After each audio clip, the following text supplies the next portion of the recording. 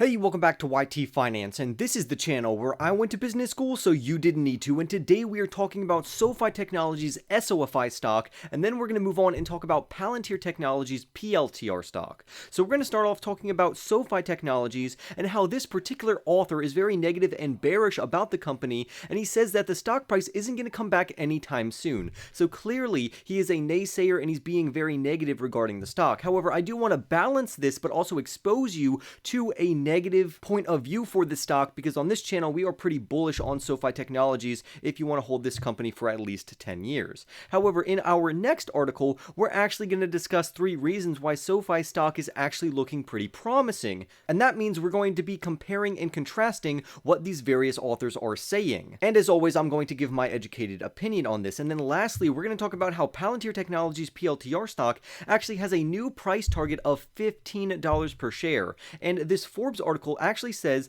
that if you have an average price of around $9, that you're actually looking pretty good right now. So we're going to discuss and look over what they are saying about Palantir Technologies. For more videos like this one, remember to go and smash that like button right now, comment your thoughts down below, subscribe if you are new, and without further ado, let's jump right into today's stories. So if you didn't know, SOFI Technologies is a fintech company, and this company offers an all-in-one inclusive app which gives their customers basically anything they could possibly need in terms of financial services and or financial products. The current SOFI stock, which is SOFI Technologies ticker symbol, is worth around $5.50. However, their low-end 12-month analyst price target for the company is $7 per share, and the high-end bullish price target for the next 12 months is $22 per share. So clearly, according to analysts' predictions, they are actually pretty positive on this overall company, and they actually say that the company is currently undervalued right now. However, let's dive in to see what this author actually says about the company and why he is so bearish and negative.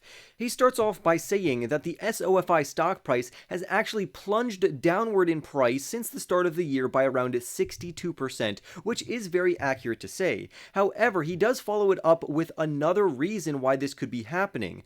And the reason for this is that many growth and technology stocks are being hit very hard right now, especially fintech stocks or financial technology companies such as PayPal and Affirm Holdings, who are both down around 50% year to date. So clearly, SOFI Technologies is not the only one being hit very hard by the current stock market environment, and their stock price is going down not because that the company inherently is a bad company, but rather investors' sentiments regarding growth stocks and fintech companies are clearly not very positive, which is why we also see PayPal and Affirm also decreasing in their stock prices. Another reason why the stock price is falling very dramatically is their reverse stock split, and this is going to be where shareholders are actually going to vote whether or not to give management the authorization to potentially perform a reverse stock split. And many investors actually regard this as a red flag. And yes, it does have very negative sentiment regarding reverse stock splits, but overall, technically, it doesn't do anything to the equity of the company or the overall market cap.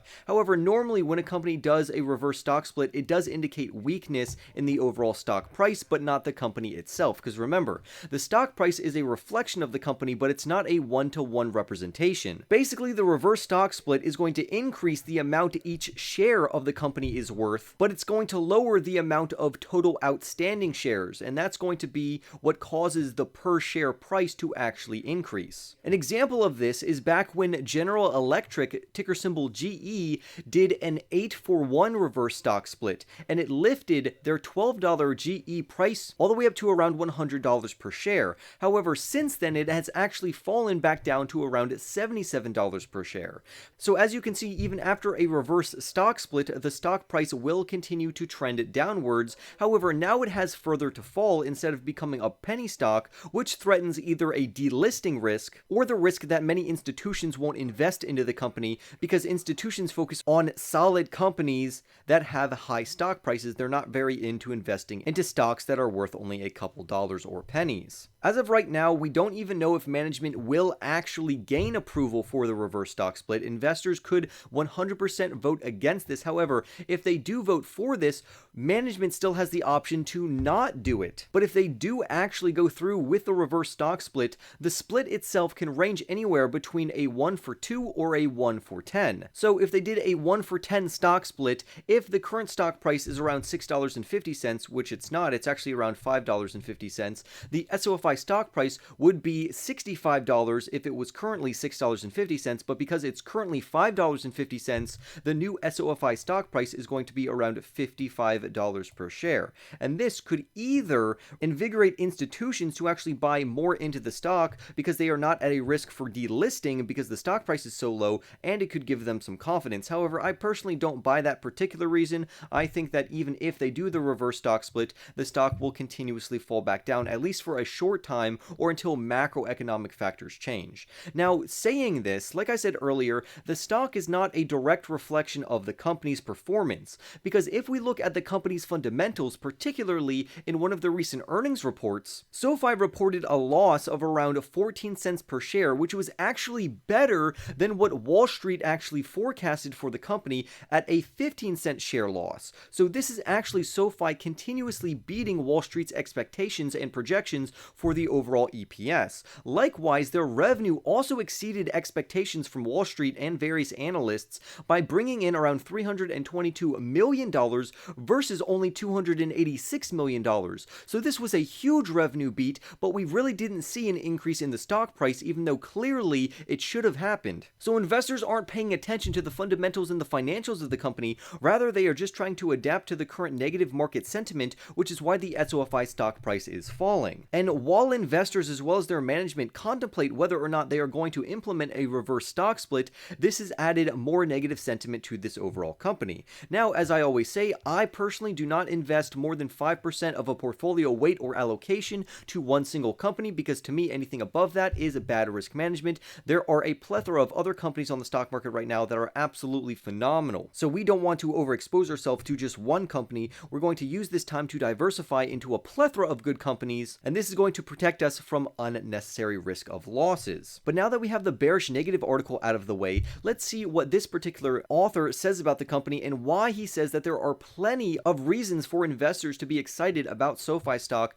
despite it actually falling almost 10% today. Currently, the stock price has fallen around 7%. So the first thing that he points out is very old news, that they became a bank. And the reason why this is huge news is because being their own bank allows them to adjust their own interest rates, which they weren't allowed to do before they became a bank. Another thing that he points out is that investors need to understand, although yes, the stock price has fallen pretty dramatically, the stock price has only fallen around 30% since its SPAC price, or special purpose acquisition price. And that's actually not too bad for various stocks, because if we take another SPAC such as Nextdoor, ticker symbol KIND, that actually almost went to $20 per share, and now it's trading at around $3 or so. So when we compare SoFi Technologies to other special purpose acquisition companies, SoFi is actually not in that bad of a shape compared to other SPACs.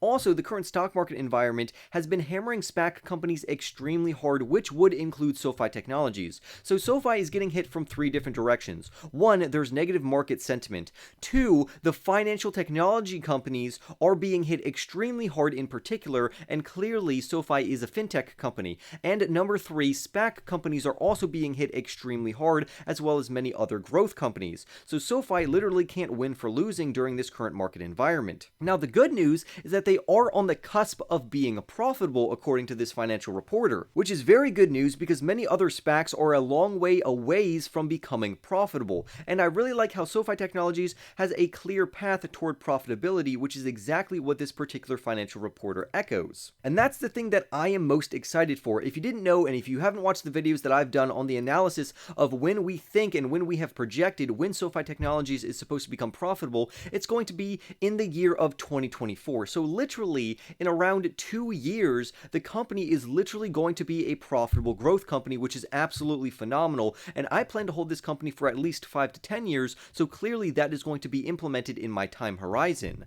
Lastly, we're going to talk about Palantir Technologies. So overall, we have bullish and bearish news for SoFi Technologies, but now I want to talk about the PLTR stock. If you didn't know, Palantir Technologies is a big data and analytics company that serves both commercial clients as well as government enterprises. The PLTR stock currently trades at around $7.60. However, the low-end analyst price target is $6 per share, and the high-end analyst price prediction for the next 12 months goes as high as $16 per share. Now, what many people don't know, because they're so fixated on the fact that the PLTR stock price has fallen dramatically lately, is that it's actually rallied around 20% 30% over the last month, and this is according to this Forbes article. This would mean that Palantir actually outperformed the S&P 500, which grew by around 3% over the same period. So it could mean that investors are seeing some value in the PLTR stock because it's trading at a very low valuation. However, I wouldn't call it technically undervalued depending on what metrics we use. If we use a particular metric, which I've talked about in previous videos, yes, it can be considered undervalued. However, if you're using current metrics, then no, it is not technically undervalued right now. But as the PLTR stock continues to fall downward because it's fallen by around 50% year to date, the company does become a better and safer growth play. I also want to highlight that in previous videos, we discussed how Palantir Technologies has struck up a multitude of various deals with very prestigious clients, such as they signed an agreement with the major automaker named Stellantis. They also signed another agreement with the waste recycling and software provider Rubicon Technologies, and on top of that, they also have very good connections and networking that they have done successfully with the global commodities trader Trafigura. But that's just their commercial clients, which again is growing extremely impressively. And over a year ago, I predicted that their commercial clients are going to be the thing that brings the company profitable, and that it's going to eclipse and actually bring in more revenue than their government clients. However, speaking about their government segment and their government business, they also won a few contracts with government entities such as US Space Systems Command, which is always good news to see. The more companies that Palantir lands, the more revenue they're going to be able to generate, and this is going to reflect very positively on their overall earnings. It's going to slingshot them closer to profitability, and hopefully it's going to be reflected very positively in the PLTR stock price. And although that's very good news, there are some clear risks for Palantir Technologies stock. One of the big risks is a slowdown in revenue growth. So the company is now projecting a base revenue case of around $470 million for Q2 of 2022, and this would mean that their growth rate has slowed to around 25% year over year in terms of their revenue. The reason this is bad is it means that they have dropped below a 30% compounding annual growth rate for their revenue, at least for that particular quarter. And management has projected that the company is supposed to bring in yearly revenue growth at a compounding annual rate of 30% or above from now until 2025. So it's not ideal